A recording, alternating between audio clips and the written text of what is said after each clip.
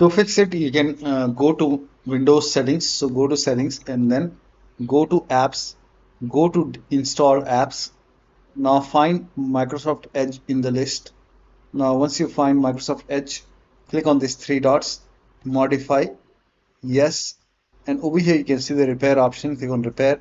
Once the repair is done, now you can check. Now still not working. In that case, first of all repair and then check. If that does not work, in that case you can go to Microsoft website. The link is provided in the video description. Now once you go to the website, you can reinstall Edge. So you can click on download Edge for Windows and then run this exe file, yes to allow,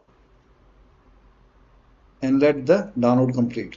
Once Microsoft Edge is installed, now you can check. So this should fix the issue. So that'll be all. Thank you so much for your time, and please like this video and subscribe to my channel.